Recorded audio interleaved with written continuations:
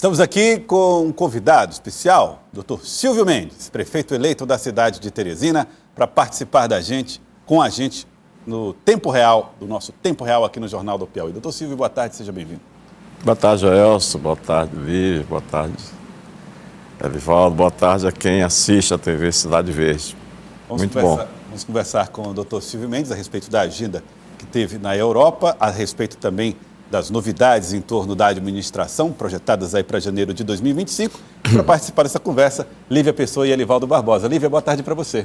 Boa tarde, Joelson, Elivaldo, prefeito eleito, e a quem está em casa nos acompanhando. Elivaldo, que já estava com a gente. Mais uma vez, boa tarde, Elivaldo. É isso, Joelson. Boa tarde, Lívia, o prefeito eleito. Boa tarde para você que segue a nossa companhia.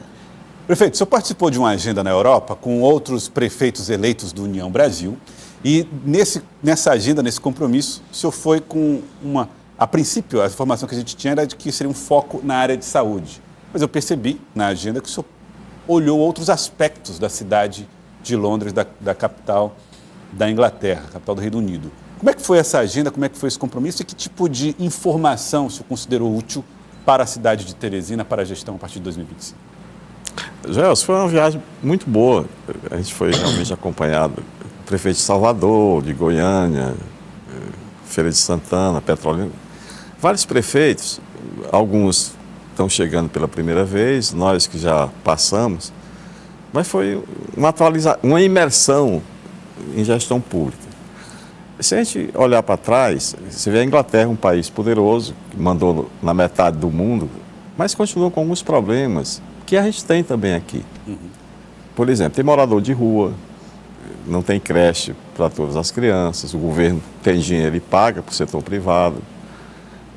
Eles estão fazendo uma coisa que nós pretendemos fazer aqui em outra escala, claro, mas a recuperação de áreas, principalmente mais no centro da cidade, uma cidade que tem 9 milhões de habitantes, então, junto com a iniciativa privada, eles estão conseguindo recuperar, revitalizar alguns locais, sempre dando mais espaço ao pedestre, às pessoas. Quer dizer, depois de muito tempo, eles chegaram à conclusão que as pessoas são mais importantes que os carros, né?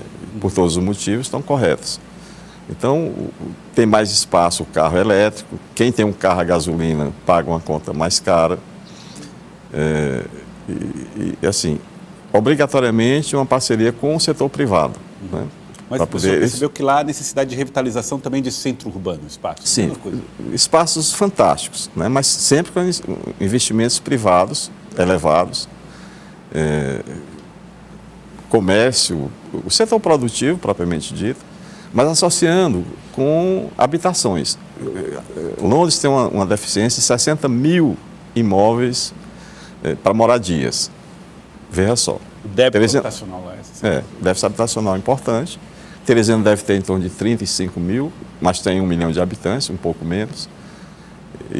Mas tem déficit habitacional. E a gente teve um encontro com o embaixador patriota, que já era conhecido nosso. Estive na Câmara, lá no Palácio Westminster, né? Coisa de inglês, né? Você vê a Câmara dos Lordes e a Câmara dos Comuns. Os Lordes são 601, 90 ainda com cargos hereditários, né? E eu acho interessante, é uma cultura diferente, né? A Câmara dos Lordes que... Preza a tradição, inclusive. É a tradição inglesa, que tem muita coisa a ensinar.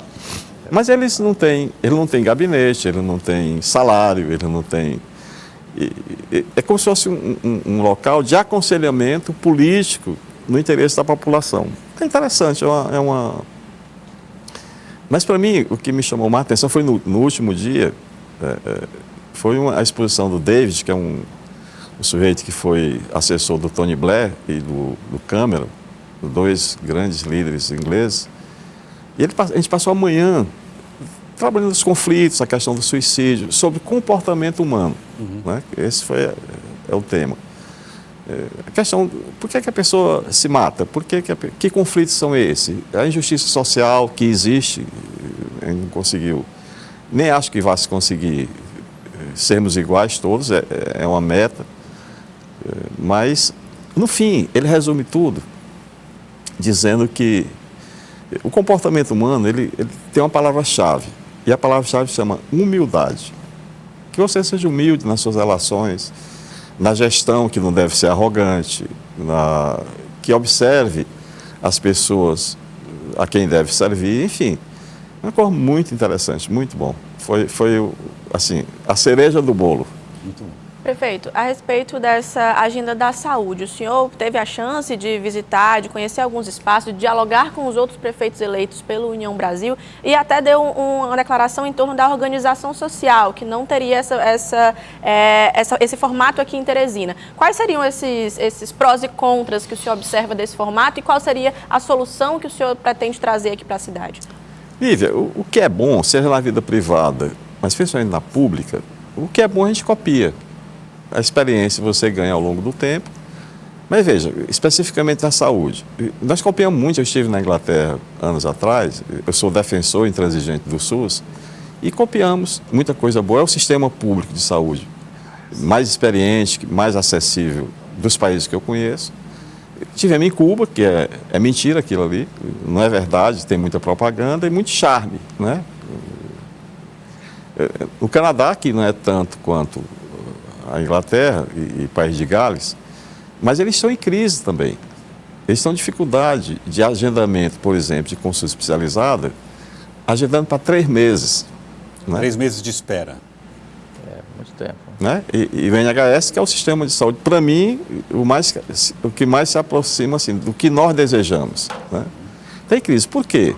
O envelhecimento da população aumenta o custo, a tecnologia também aumenta muito, significativamente, o custo de saúde. Né? Então, assim, é esse equilíbrio que todo mundo busca, seja município, seja estado, seja governo federal.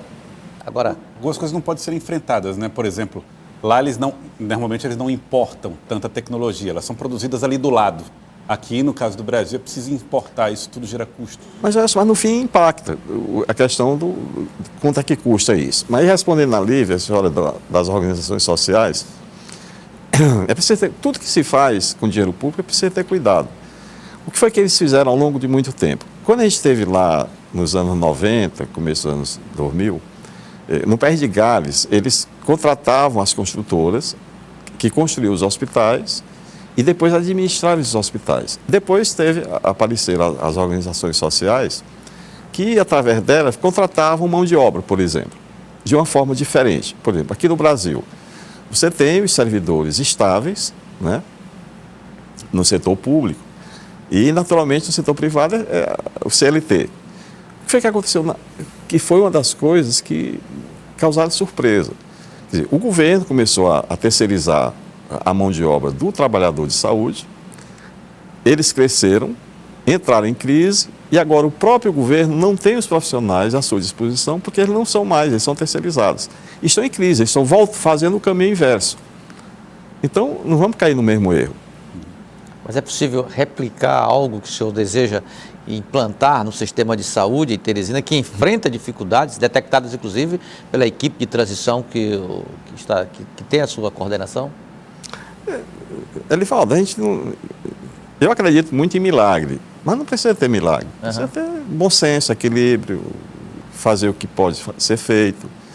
Por exemplo, reduzir ao máximo a burocracia, né? O peso, o custo de atividade meio, para que tenha um remédio no hospital, para que a cidade seja limpa, para que a educação funcione. São coisas tão óbvias que a gente fica até repetindo uma coisa que é cansativo, né?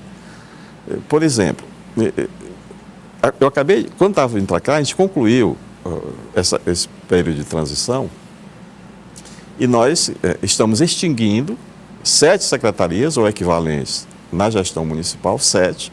Estamos criando 2 que são equivalentes, portanto, nós estamos excluindo ou extinguindo 5 secretarias. Né? Para quê? Para que sobre dinheiro para o remédio, que as pessoas estão reclamando. Que o sistema funcione a atender como a lei determina. E já tem impacto previsto? Já vai ter impacto previsto na economia de recursos? Tem. Nós estamos extinguindo mais de 300 cargos de confiança e uma economia em torno de 11 a 12 milhões de reais que tem muita gente esperando por ele. 11 a 12 milhões? Isso. Já falei, inclusive, estava vindo para cá, já liguei para o presidente da Câmara, o vereador Enzo, já comuniquei para ele, naturalmente essa reforma tem que ser aprovada pela Câmara dos Vereadores, e ele prometeu que terá a agilidade pela importância que tem. Isso então, será feita ainda agora. Esse ano? Isso. Prefeito, existiram algumas frustrações de alguns partidos e de alguns aliados em relação a ter espaços no seu governo. Querendo ou não, por ter sido uma eleição muito competitiva, muitos esperavam ter mais, uma participação mais ativa. O senhor pretende dialogar em torno disso ou vai esperar a poeira baixar um pouquinho e entender como que vai ser o desenho do próximo ano na gestão? Lívia, todos, o diálogo que foi dito tanto que eu não tinha, quem mais conversou, inclusive com os governos federal, com o estadual, tive 2 encontros longos com o governador Rafael, fiz um circuito por Brasília, muito bem recebido, portanto, essa queixa não procede. Agora, eu sempre fiz assim, eu nunca fui candidato negociando cargo de secretaria, eu nunca fiz, eu acho que não é digno de querer ser prefeito de uma cidade como Teresina, querer fazer esse tipo de jogo. Nunca fiz, não farei. Não fiz, como não fiz agora. Então, qual é o partido? Eu fui candidato por 3 partidos, progressistas, republicanos e União Brasil. Se você for ver hoje, que não foi tornado público ainda, mas a ocupação disso é pelo mérito, não é por partido político. Eu preciso de gente que tenha experiência, que queira se dedicar para cuidar de uma cidade que precisa de nós. Então, primeiro, a remuneração de cargos, um secretário municipal da nossa gestão, ele vai receber um pouco mais de R$11 mil. É muito dinheiro? Bom, se você for comparar com o desempregado, sim. Mas se você pegar um profissional do setor privado para trabalhar na gestão que movimenta milhões de reais com uma responsabilidade tão grande, não é. Né? É preciso que a pessoa... grande diante. Claro que é. Né? E a responsabilidade, né? Então, um secretário executivo vai ganhar em torno de 9, 10 mil reais. Não é tanto dinheiro para uma pessoa que passou a vida se qualificando para prestar serviço de qualidade. Né? Então, é preciso ter essa compreensão. Só vai quem quiser se dedicar à cidade, que tenha experiência e dê principalmente resultados. Segunda-feira, eu viajei já deixando isso combinado, eu quero saber de cada secretaria, que já estão definidos seus dirigentes, as metas. Eu quero saber que metas estão sendo propostas para tornar pública e, naturalmente, ser cobrado. Eu não vou ficar botando culpa coletiva. A culpa, no fim, é minha. Né? O eleito sou eu e o Jeová. Está em São Paulo fazendo exame, mas está tudo bem. Né? Então, é preciso que a gente defina a responsabilidade. Né? E só vai quem puder se dedicar. Prefeito, eu soube, inclusive, nos bastidores, que uma das dificuldades que o senhor teve nesses diálogos foi justamente isso, encontrar as pessoas que teriam condições de fazer esse trabalho, todo esse esforço, pelos salários que eram propostos, e muitos deles estavam em outras iniciativas, privada ou em outros, e convencê-los nesse sentido. E também que fossem pessoas que ainda tivessem de olho em progressão de carreira para o futuro, ou seja, que tivessem coisas a apresentar para ter os seus nomes aí projetados para outros mercados, enfim, para o futuro mesmo. Como é que foi, então, esse período? Onde foi que o senhor conseguiu garimpar os nomes que o senhor imaginava? O nome é garimpar mesmo. Eu vou te dar um exemplo do superintendente da SDU, do centro, que é um local que a gente tem que focar muito por todos os motivos. Né? O lugar que a gente vai fazer todos os movimentos e as ações no sentido de voltar ao centro ao que foi naturalmente melhor. Né? E aí tem que ter ações públicas e privadas. E que as pessoas voltem a querer morar, que valorize os imóveis, enfim. Então, quem é que vai para lá? Uma pessoa que eu não conhecia. Eu conheci agora, tivemos poucos encontros. É um engenheiro chamado Eulálio, e eu vi o currículo, liguei para ele sem conversar pessoalmente. Ele é engenheiro, formação na Alemanha, pós-doutorado, é professor em dedicação exclusiva da Universidade Federal do Piauí. Ele esteve comigo e, ao me dizer que tinha dedicação exclusiva, eu liguei para a professora Nadir, que acabou de assumir a reitoria, a primeira mulher, e que ela tenha sucesso. e disse para ela desse convite, e ela de pronto liberou o Eulário, né? Um jovem que vai cuidar do centro da cidade. Então, eu não conhecia. Aliás, ele não é afiliado a partido político nenhum. Isso não é defeito. Né? Eu também, quando fui com o professor O, eu não era afiliado a partido político. Então, eu acho que isso não é pré-requisito. Pré-requisito é a sensibilidade, o conhecimento e, principalmente, a decisão de cuidar da cidade. Ponto. Agora, no plano político, prefeito eleito, essa imersão na Inglaterra, que reuniu gestores eleitos e reeleitos pela União Brasil, que é o seu partido, e tinha a presença ACM Neto, ex-prefeito de Salvador, e ele é vice-presidente nacional do União Brasil. Saiu em algum momento o desejo que possa unificar as gestões do União Brasil no plano nacional, alguma diretriz que possa ser comum para todos os prefeitos, alguma recomendação geral? Então, é a ideia, né? A União Brasil tem uma proposta diferente e a primeira demonstração é essa, né? Não ficar na conversa, no discurso. Então, esses prefeitos que foram, alguns, a maioria, estão assumindo pela primeira vez o mandato, tem uns que já tem 30 anos de mandato, seja como parlamentar, seja como prefeito, como é o caso do prefeito José Roberto, lá de Feira de Santana. Sandro Mabel, também experiente. Sandro Mabel, um industrial, o prefeito mais rico do país, né?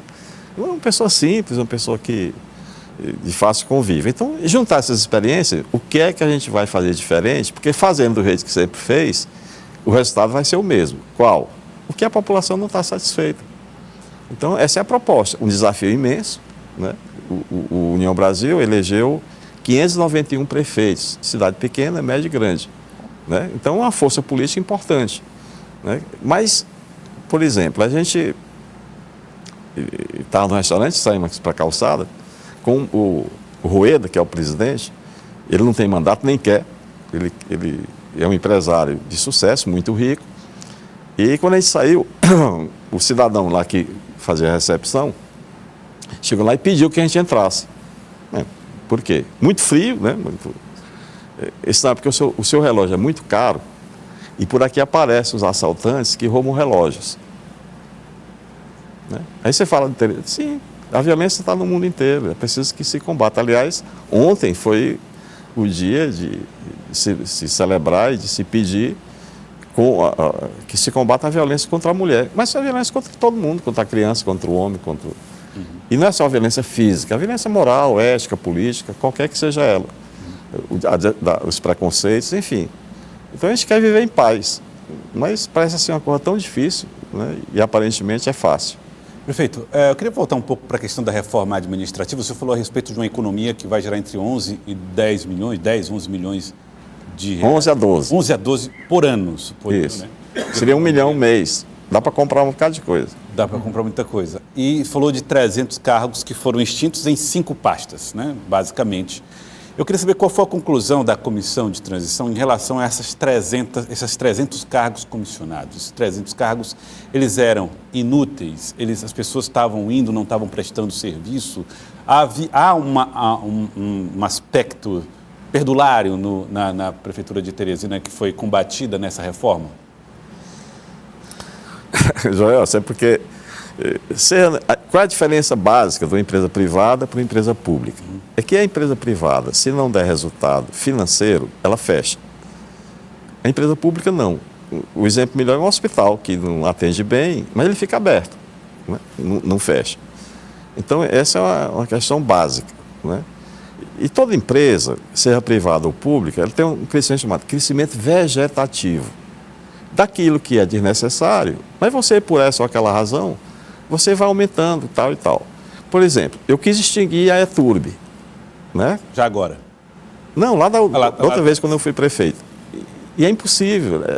Por quê? Porque ela tem um passivo trabalhista, ela tem alguns problemas do ponto de vista legal que não dá para extinguir. Essas outras não deram. E o que deu, a gente extinguiu. Quais são as 2 secretarias que estão sendo criadas? Uma é de segurança pública, por todos os motivos, o que a população mais reclama.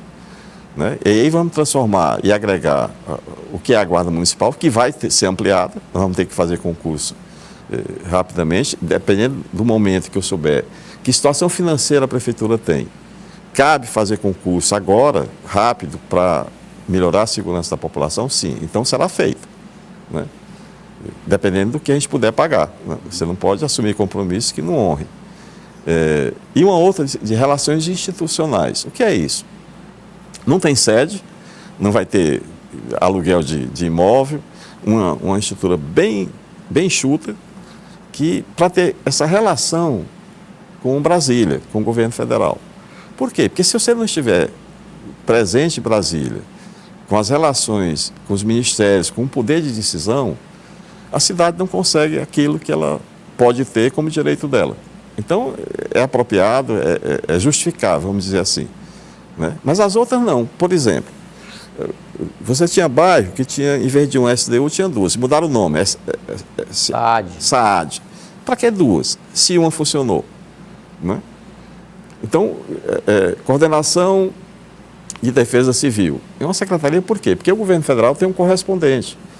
Por que a Secretaria de Segurança Pública? Porque o governo federal tem, e para você ter essas relações, inclusive de financiamento, de transferência de dinheiro, tem que ter o correspondente do município. Então, tudo tem que ter uma justificativa. Prefeito, o senhor fala sobre essa Secretaria de Relações Institucionais que foi criada para ter um diálogo maior com Brasília. Coloca ali o vereador Vitor Linhares como esse representante. Eu queria falar sobre essa comunicação com a Câmara Municipal, que o senhor já tem uma boa relação com praticamente todos os vereadores eleitos para o próximo ano. O senhor já conversou com o presidente, conversa constantemente com o presidente Enzo Samuel. E eu queria saber como que está essa discussão a respeito do seu líder de governo na Câmara. Se já existe algum nome, se já existe alguma discussão em torno desse assunto. Vamos desmistificar algumas coisas. Por exemplo, eu fui criticado, e a crítica sempre... Eu prefiro uma crítica fundamentada a um elogio falso. Então, por que eu concordei? Eu não tenho um voto na Câmara. Quem decide são os vereadores. Então, quando eu disse que era melhor um consenso, eu fui mal interpretado. Por que você é prefeito eleito e não luta para ter do seu partido um vereador presidente da Câmara? Porque é impossível, politicamente não é correto, tá certo? Nem a gente tinha força política para fazer ou para influenciar um presidente da Câmara. Ponto. Essa é a realidade. Então, o vereador Enzo, com quem eu tenho uma boa relação e com muita frequência a gente conversa, como agora, tudo que a gente faz é concordância. Eu comuniquei para ele antes de vir para cá a redução dos cargos, a economia, a extinção das secretarias. E ele deu prazo, até o dia, se eu não me engano, 22 de dezembro, que isso é possível fazer. Então, nós vamos ter que compatibilizar os cargos que foram redefinidos como importantes, redefinir com a lei orgânica do município e, naturalmente, para não ter conflito, né? Contanto que a cidade faça o que tem que fazer. Que os serviços públicos funcionem, a educação, a saúde, a limpeza pública, o asfalto. Por exemplo, eu vinha conversando com Adolfo Nunes, ele é presidente da ARCET. A ARCET foi criada por mim. Para quê? Porque ela é uma agência de regulação para fiscalizar o serviço público. Qual é o problema que a cidade reclama? Por exemplo, a Águas de Teresina, que comprou a concessão do governo do estado, que era do município, então, só quem não anda em Teresina não vê o serviço porco que é feito pelas ruas. Às vezes a prefeitura faz um asfalto, uma rua, pouco dia depois ele cava uma vala, repara mal feito e causa acidente, no mínimo acidente. Né? Então não é correto. Amanhã devo ir lá na agência, tomar conhecimento desses fatos. O Adolfo me disse que só esse mês já multou a Água de Teresina em mais de 3 milhões de reais. 3 milhões em multa? 3 milhões de reais. E o passivo para trás, quanto é? Então, se você puder convencer que a relação institucional, administrativa, é melhor do que uma relação judicial ou uma briga judicial, vamos ver se a gente consegue convencer que ela, a Água de Teresina, repare os danos que ela causou às ruas da cidade. Isso vai ser cobrado, né, prefeito? Isso é tão simples de entender. Não acredito que ela se recuse a fazer isso. Abriria mão das multas em favor dessas obras? Nenhum problema, desde que ela repare.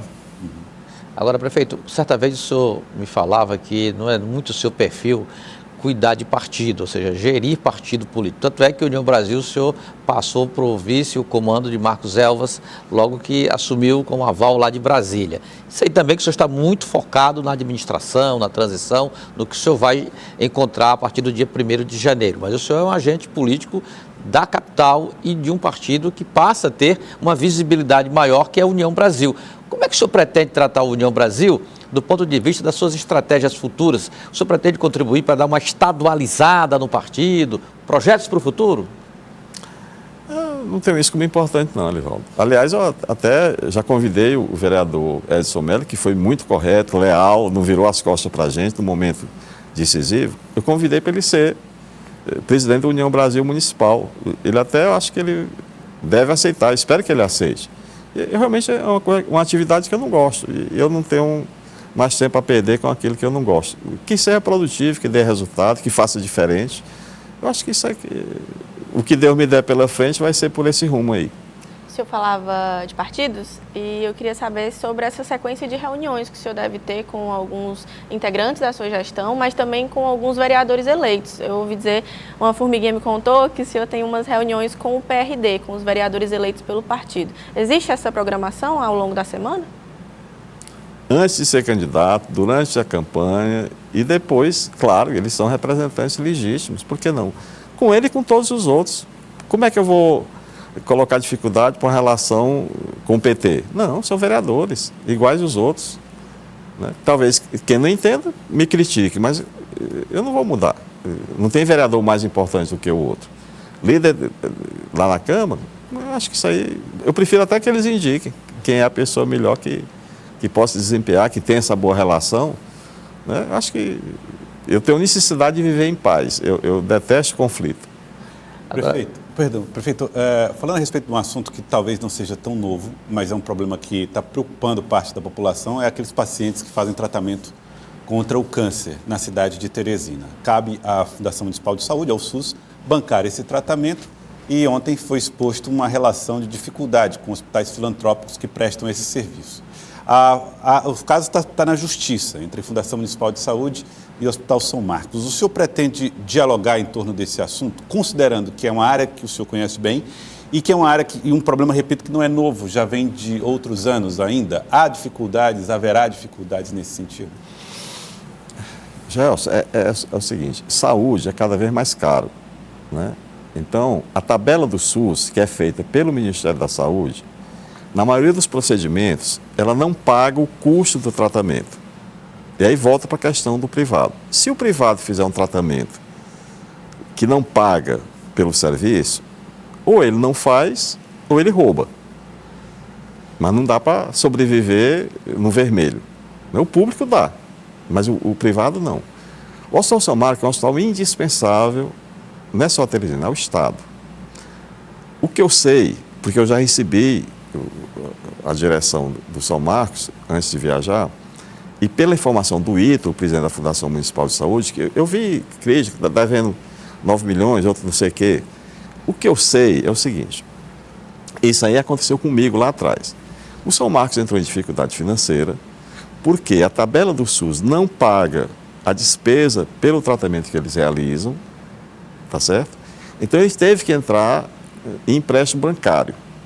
O que foi o acordo que fez comigo, lá atrás? Eles tomaram o empréstimo e eu aceitei descontar o valor a ser pago por São Marcos no valor a ser repassado. E aí nós fizemos. O que foi dito agora?